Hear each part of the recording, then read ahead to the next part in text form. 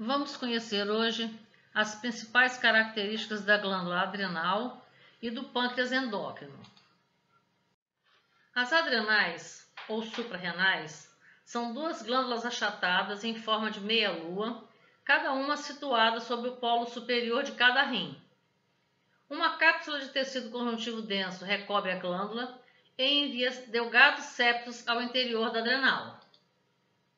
A adrenal é uma glândula encapsulada e dividida em duas camadas concêntricas, uma periférica espessa, denominada camada cortical ou córtex adrenal, e a outra central menos volumosa, a camada medular ou medula adrenal.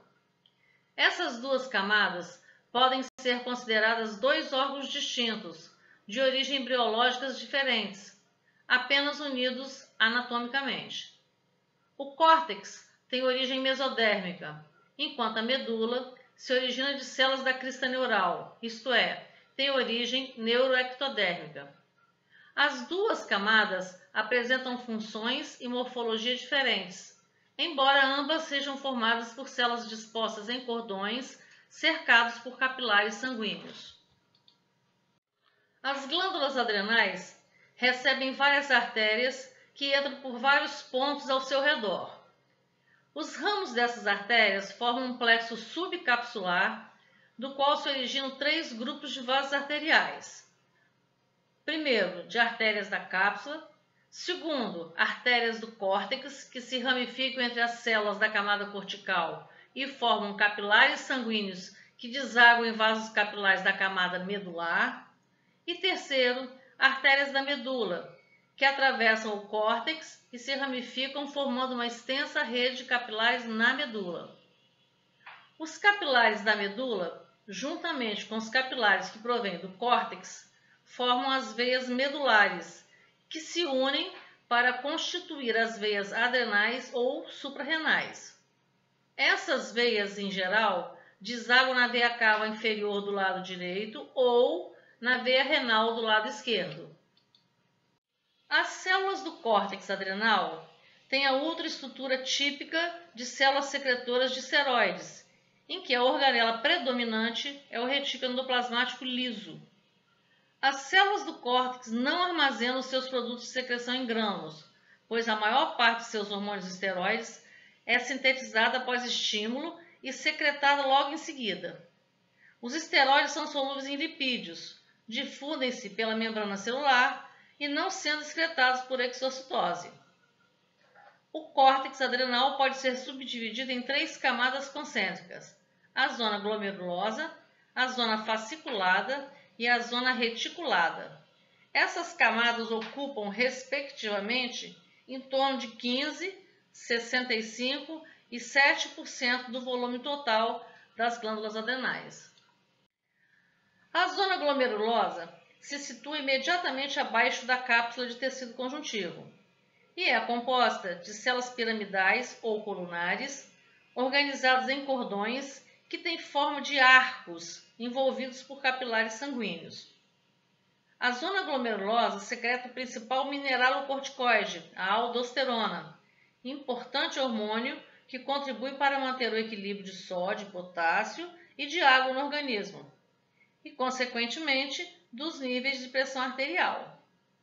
A aldosterona age principalmente nos túbulos contorcidos distais dos rins e também na mucosa gástrica, nas glândulas salivares e sudoríparas, estimulando a absorção de sódio pelas células desses locais. A zona fasciculada apresenta as células em cordões de uma ou duas células de espessura, retos, entremeados por capilares e dispostos perpendicularmente à superfície do órgão. As células da zona fasciculada contêm um grande número de gotículas de lipídios no citoplasma e aparecem vacuoladas nas preparações histológicas rotineiras. Por causa dessa vacuolização, essas células também são chamadas de espongiócitos. Os glicocorticoides, dentre os quais um dos mais importantes é o cortisol, são secretados principalmente pelas células da zona fasciculada e, em menor grau, por células da zona reticulada. Os glicocorticoides regulam o metabolismo de carboidratos, proteínas e lipídios exercendo, portanto, ações no organismo inteiro. Os glicocorticoides também suprimem a resposta imune. A zona reticulada é a região mais interna do córtex. Contém células dispostas em cordões irregulares que formam uma rede anastomosada. Essas células são menores que as das outras duas camadas e contêm menos gotas de lipídios que as da zona fasciculada. A zona reticulada produz andrógenos, principalmente dehidroepiandrosterona, e em menor grau mineralocorticoides. A medula adrenal é composta de células poliédricas organizadas em cordões. Além das células do parênquima, as células ganglionares parasimpáticas. Todas essas células são envolvidas por uma abundante rede de vasos sanguíneos. O citoplasma das células da medular tem grânulos de secreção que contêm epinefrina ou norepinefrina, pertencentes a uma classe de substâncias denominadas catecolaminas. Há evidências que indicam que a epinefrina e a norepinefrina são secretadas por diferentes células da medula. A epinefrina e a norepinefrina podem ser secretadas em grandes quantidades em resposta a intensas reações emocionais, por exemplo, susto ou pânico. Durante a atividade normal da medula, pode haver secreção contínua de pequenas quantidades desses hormônios. As ilhotas de Langerhans são micro-órgãos endócrinos localizados no pâncreas, visto ao microscópio como grupos arredondados de células de coloração menos intensa, incrustados no tecido pancreático e exócrino. Pode haver mais de 1 milhão de ilhotas no pâncreas humano, e há uma pequena tendência das ilhotas serem mais abundantes na região da cauda do pâncreas.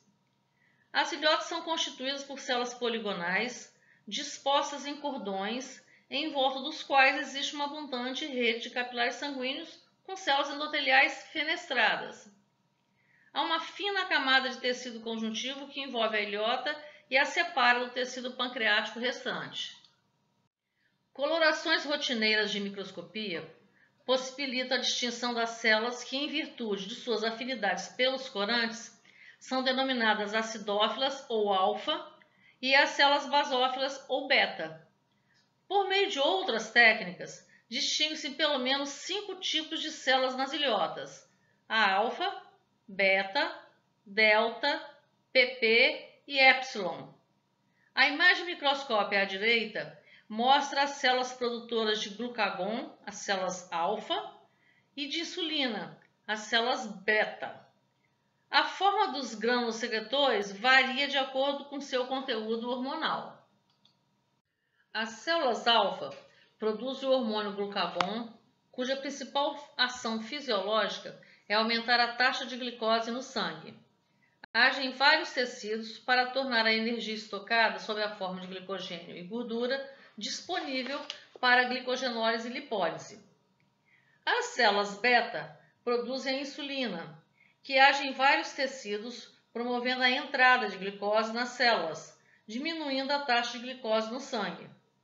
Os grânulos de secreção das células beta são irregulares, enquanto os da célula alfa são redondos e uniformes.